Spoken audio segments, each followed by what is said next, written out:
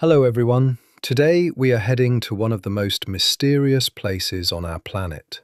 A place so far from civilization that it is considered one of the most isolated inhabited islands on Earth.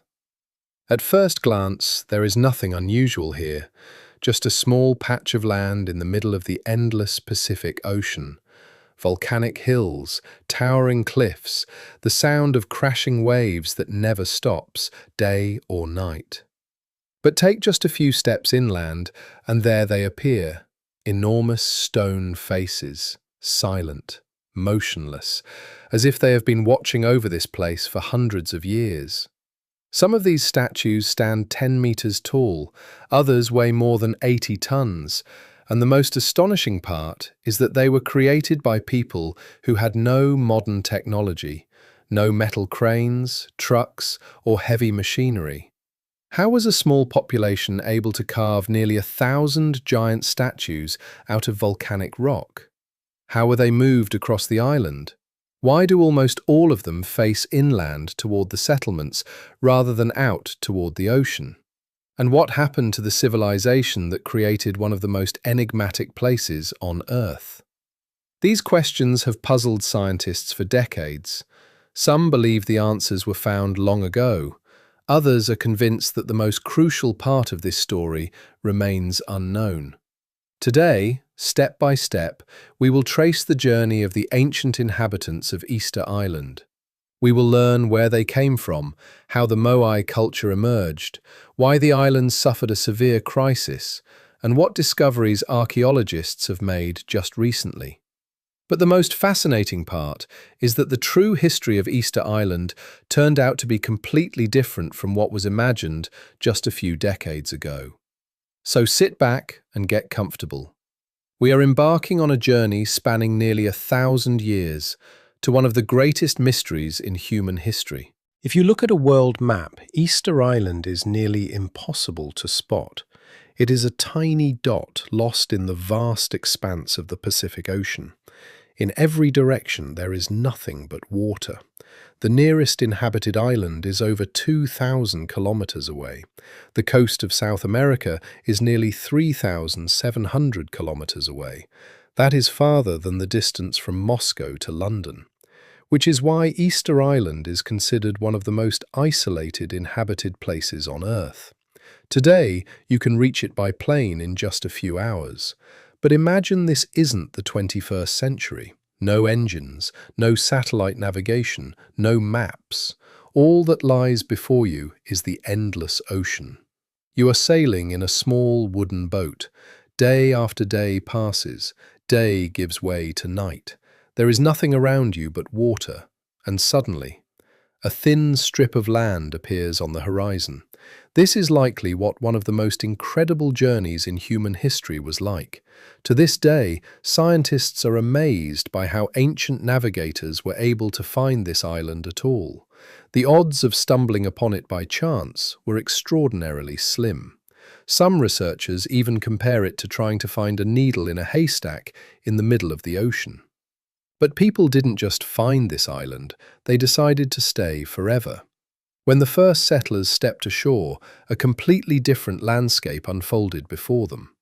The island was covered with dense forests. Giant palm trees grew here, species that no longer exist today. Seabirds nested everywhere. Seals inhabited the shores. The soil was fertile, and the climate was mild. This place felt like a true paradise in the middle of the endless ocean. No one back then could have imagined that a few centuries later, this small island would become one of the greatest mysteries in world history. Which brings us to the main question. Who were the people that first reached this small patch of land? Where did they come from? And what drove them to set out on such a dangerous journey, not knowing whether any land lay ahead at all?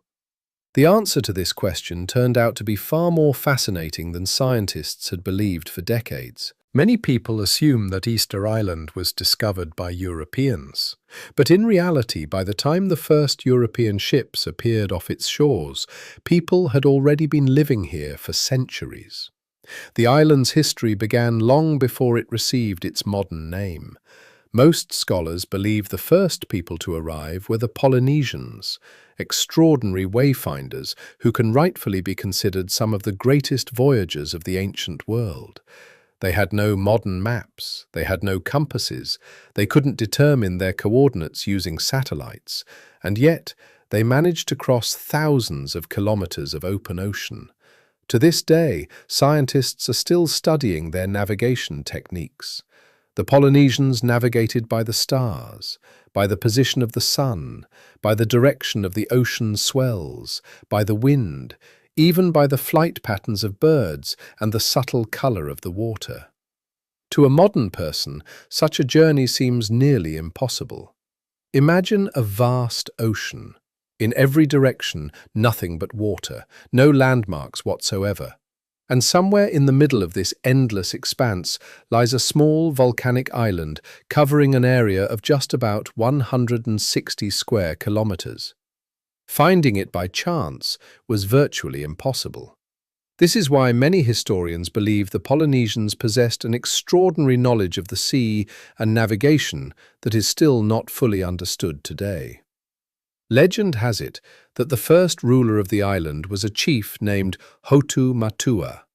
According to the oral traditions of the Rapa Nui people, he led his people to this remote island after a long voyage across the ocean.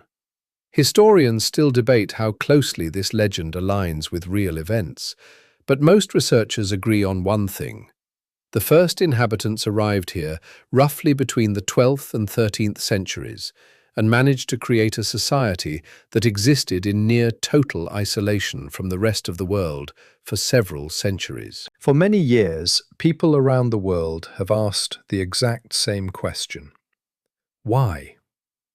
Why did a small population living on a tiny island in the middle of the ocean spend immense amounts of time and energy creating giant stone statues? At first glance, it might seem that these were ordinary monuments, but archaeologists believe the Moai held a much deeper meaning. To the island's inhabitants, they were not merely works of art. They were symbols of memory, power, and connection to their ancestors. Most of the statues depicted deceased chiefs or highly revered members of the tribe. According to the beliefs of the Rapa Nui people, a person did not simply disappear after death. It was believed that their spiritual power continued to protect their descendants. They called this power mana. The more respected a person was during their lifetime, the greater the power they were believed to possess after death. This is why the giant stone faces do not look out toward the ocean. Practically all of the Moai face inward toward the villages. They stand as if continuing to watch over their descendants, guarding the settlements, ensuring that the land yields crops and the people live in prosperity. Every statue was created by hand. Artisans used only stone tools. No metal chisels existed back then. The work took months and sometimes even years. Most of the Moai were not carved where they stand today. They were sculpted in a quarry on the slope of the ancient volcano Rano Raraku. This is where archaeologists discovered hundreds of unfinished statues. Some lie right on the slopes of the mountain, others remain attached to the rock face, as if the craftsmen suddenly stopped working. It creates the feeling that one day, life on the island changed dramatically. But the biggest mystery was yet to come. After the Moai were fully carved out of stone, they had to be delivered to different parts of the island. Some weighed over 50 tons, others weighed even more, and all of this took place long before the invention of wheels, cranes, or machinery. So how did the inhabitants of Easter Island move these multi-ton stone statues across hills, valleys, and dozens of kilometers of rugged terrain? For decades, the answer to this question split scientists into two camps. And some of these theories sound so incredible that for a long time they seemed like complete fiction. Perhaps this is the very question that arises most often for anyone seeing the Moai statues for the first time. Even today, it is hard to imagine how a multi-ton block of stone could be moved without modern equipment. Yet some of these statues weigh more than 50 tons. The largest ones weigh significantly more.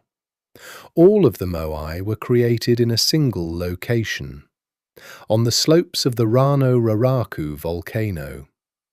It was here that archaeologists discovered the real workshop of ancient sculptors. Unfinished statues lie everywhere. Some are fully carved, yet never left the quarry. Others are only partially separated from the rock. It leaves the impression that the craftsmen simply abandoned their work one day and never returned to it.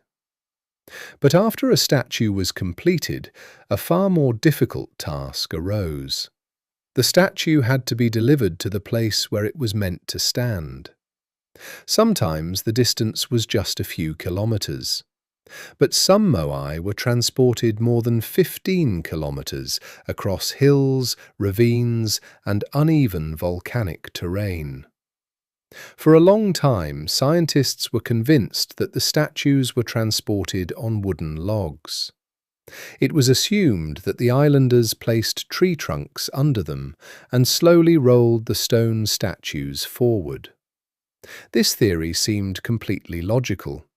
But gradually, researchers began to raise questions. First, the island never had enough large trees to build hundreds of such roads. Second, archaeologists never found convincing evidence of such structures.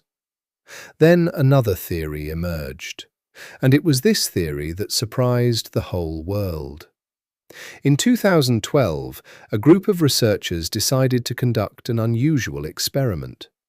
They made an exact replica of one of the Moai statues. Then they tied 3 long ropes around it.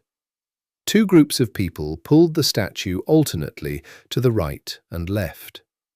A third group held it from behind, keeping it from falling. To the surprise of many, the heavy stone statue began moving slowly forward. From the outside, it looked as though it were actually walking, step by step, swaying from side to side, just as the ancient legends of the Rapa Nui people had told for centuries. According to these traditions, the statues walked to their locations on their own, powered by a special spiritual force. Of course, today archaeologists explain this differently, but the remarkable coincidence remains. It turns out that ancient tales of walking statues might not have been just a beautiful myth. They could very well have described a real method of moving them. However, even if this theory is correct, one question remains. Why did the islanders spend several centuries creating more and more Moai until one day construction came to a near-total halt? The answer lies in the history of the island itself, a history that turned out to be far more tragic than anyone could have imagined. For a long time, the history of Easter Island was considered one of the saddest in human history. For many decades, scientists were convinced that the islanders had destroyed their own home. According to this theory, people cut down vast numbers of trees to transport the giant statues. The forests gradually disappeared. Along with them, the birds vanished. The soil became depleted. Famine set in. And then, war broke out among the tribes over the last remaining resources. For a long time, this theory was considered virtually indisputable. It was cited in books, documentaries were made about it, it was studied in schools and universities.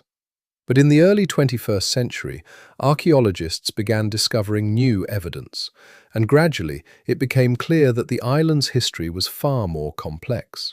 Yes, the forests really did disappear, but humans were likely not the only ones to blame. When the first Polynesians arrived on the island, rats accidentally arrived with them. At first glance, this seems like a minor detail. However, it was this very detail that may have changed the fate of the entire island. The rats multiplied quickly. They had almost no natural predators.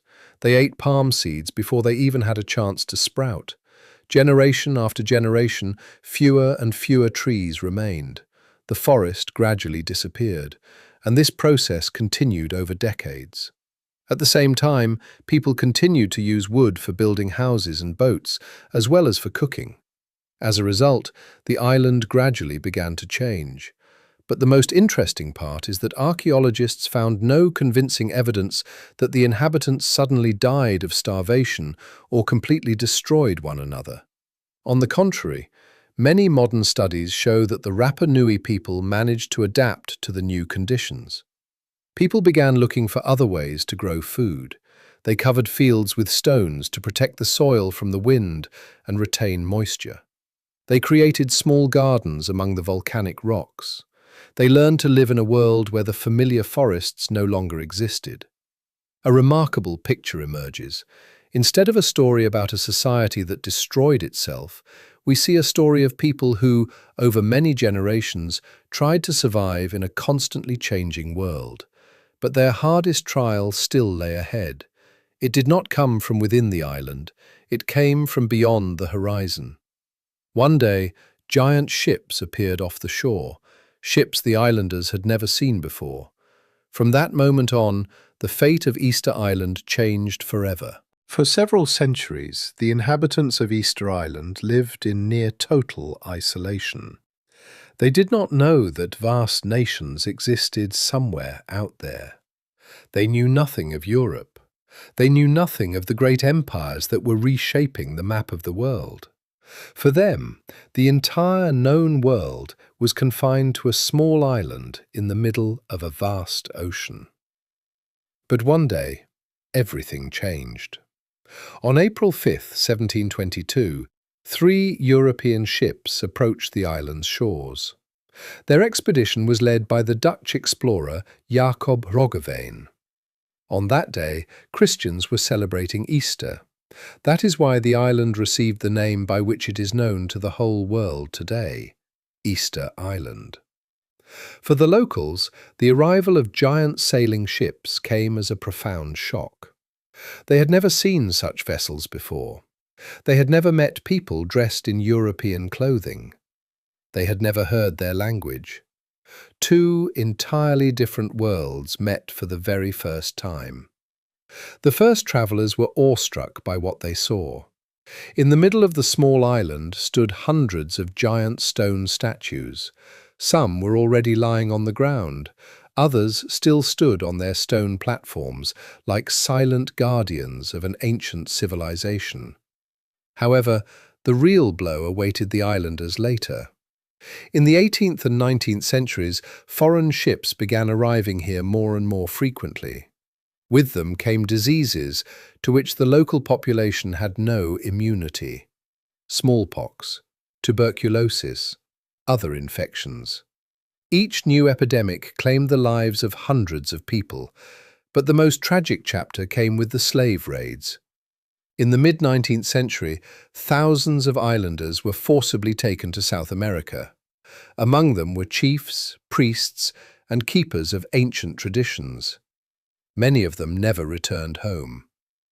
Along with these people, the memory of a people faded. Knowledge was lost. Legends that had been passed down from generation to generation for centuries vanished.